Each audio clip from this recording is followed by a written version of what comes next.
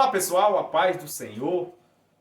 Hoje eu quero trazer um tema que tem sido ainda motivo de muito debate. Apesar de ter se tornado um atrativo, de ter se tornado visível na mídia, mas muita gente ainda tem dúvidas. Outros ainda continuam fazendo espantalhos. Hoje nós queremos falar sobre mitos a respeito do arminianismo. Se você ainda não é inscrito no nosso canal, eu quero te pedir, inscreva-se no nosso canal, deixe o seu like e continue conosco nos acompanhando, tá bom? Então, vamos lá? Bem, quando eu falo em mito, primeiro a gente precisa definir o que é um mito.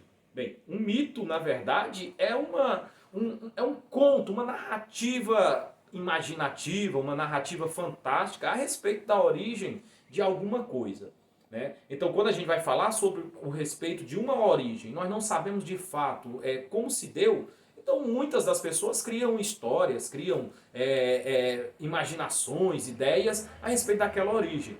E é neste sentido que ainda hoje nós vemos espantalhos, vemos mitos a respeito do arminianismo, por pessoas que, talvez por desconhecimento ou por má fé, continuam propagando essas inverdades a respeito desta doutrina. Então, cônscios de que mito é justamente este processo de imaginação, agora vamos falar um pouquinho sobre o que é arminianismo. Você facilmente, se você der um Google aí, você vai encontrar muita coisa. Nos 2 últimos anos, muita gente falou sobre isso e tem escrito sobre isso. Mas eu quero de maneira simples dizer o que é o arminianismo. Bem, o arminianismo são reflexões desenvolvidas por um teólogo holandês do século XVI, XVII, que ele morreu em 1609, Jacó Arminio, né? Esse teólogo holandês calvinista, tá? Ele é calvinista, ele estudou nas faculdades calvinistas, ele desenvolveu sua teologia calvinista, ele veio refletir a respeito de pontos que havia predominância teológica nos seus dias, especialmente pontos relativos à soteriologia, ou à doutrina da salvação. Então ele discordou de muitos dos escritos de Calvino quanto à salvação, e a partir daí ele gerou algumas reflexões. As reflexões de Armínio, elas se tornaram muito reconhecidas, ele teve diversos seguidores, esses seguidores foram chamados de remonstrantes, e depois da sua morte, ele morreu jovem, ele morreu com menos de 50 anos, mas depois da sua morte, esses remonstrantes começaram a querer reformular as doutrinas sobre a salvação. Claro que a doutrina calvinista, sendo uma doutrina de Estado, ela acabou se sobrepondo, especialmente no sínodo de Dort. E a partir daí, todo o pensamento contrário ao calvinismo na Europa passou a ser visto com desconfiança, com questionamentos e até mesmo com uma pecha de heresia. Então, esse foi o processo em que o arminianismo acabou sendo conhecido nos séculos seguintes. Talvez o maior expoente arminiano, apesar de que ele não se coloca desta forma, mas é claro nos seus ensinos, é John Wesley.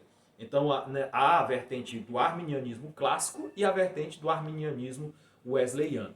Então, dentro desse processo, muita gente, por desconhecer, por não estudar, por não se aprofundar, acaba criando, como eu já disse no início da minha fala, um espantalho sobre as doutrinas arminianas. E aí você me pergunta, mas quais seriam os principais mitos, as principais criações, né, espantalhos a respeito do arminianismo? Bem, como é uma série, no próximo vídeo a gente vai ampliar. Mas hoje eu quero tratar somente de um mito, que o arminianismo é igual ao pelagianismo ou semi-pelagianismo. E aí você me pergunta, mas o que é o pelagianismo? O que é o semi-pelagianismo? Bem, é muita coisa para mim falar, né? Não tem como falar num vídeo rápido aqui que a gente pretende.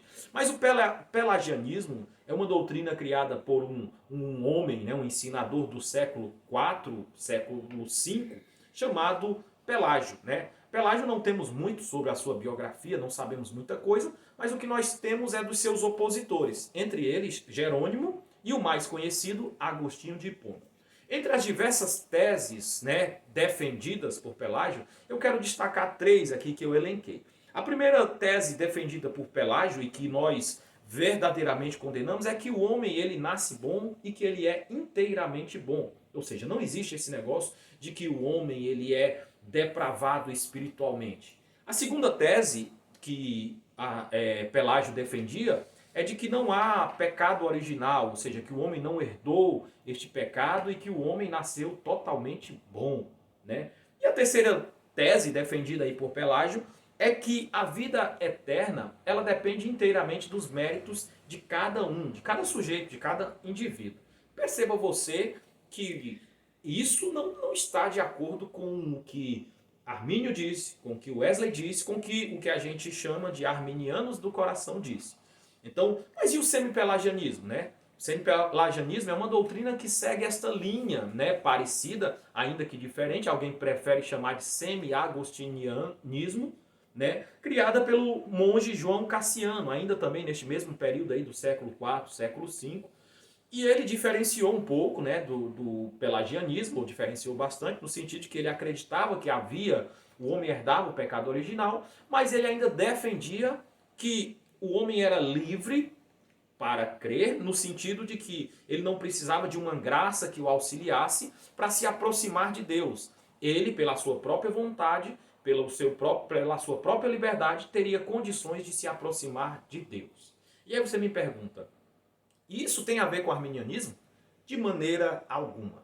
Essas doutrinas foram inclusive ressachadas por Armínio em uma de suas obras, por exemplo, né, quando ele trata sobre essa questão. E eu quero ler aqui, eu tenho em mãos, e quero compartilhar com vocês. Em sua declaração de sentimentos, Armínio diz algo que vai frontalmente contra essas doutrinas, que é, por exemplo, ele vai nos dizer aqui de maneira categórica que, em seu estado de descuido e pecado, o homem não é capaz de pensar, nem querer ou fazer por si mesmo, o que é realmente bom, pois é necessário que ele seja regenerado e renovado em seu intelecto, afeições e desejos, e em todos os seus poderes, por Deus em Cristo, por intermédio do Espírito Santo, para que possa ser corretamente qualificado para entender, estimar, considerar, desejar e fazer aquilo que é realmente bom.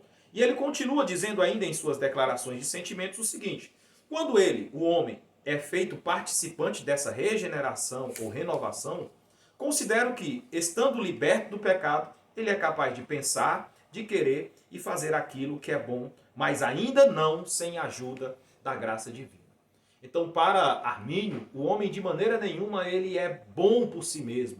Ele não é depravado espiritualmente. Então, para Armínio, tudo que o homem consegue fazer é auxiliado pelo que ele denomina de graça preveniente, ou seja, a graça ajudadora do Senhor. Então, se nós formos pegar o que Armínio diz, o que Wesley diz, o que os arminianos de coração dizem, é frontalmente oposto àquilo que os pelagianos creem, àquilo que os semi-pelagianos defendiam. Só lembrando, pelagianismo e semi-pelagianismo foram doutrinas condenadas em concílios oficiais da igreja, o concílio de Orange, do século VI. Então, essas doutrinas elas foram condenadas e Armínio foi frontalmente contrário a ela. Então, para Armínio, o homem não é livre por si mesmo. Para Armínio, o homem não tem condições de chegar a Deus por si mesmo. E para Armínio, é impossível pensar em um homem totalmente bom que não herdou o pecado original. Mas o homem é pecador, é depravado e tudo o que ele faz é auxiliado pela graça de Deus. Então, que você que apresenta alguns espantalhos a respeito desta doutrina, que possa refletir e mudar os seus pensamentos, tá certo? Você gostou do vídeo de hoje? Se gostou, compartilhe, dá o seu like e eu aguardo você no próximo mito sobre o arminianismo, tá certo? Um forte abraço, que Deus abençoe a todos em nome de Jesus.